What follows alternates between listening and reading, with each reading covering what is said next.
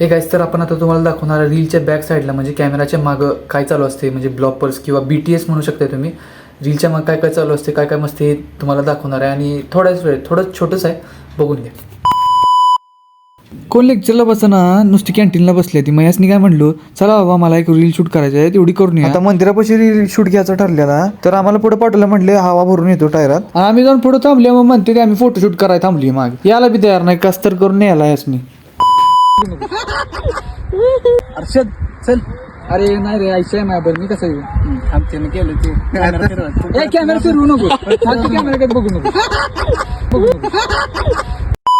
हे आपला एक खतरनाक शॉट आहे बघा, नुसता एक नंबर शॉट आला. अरे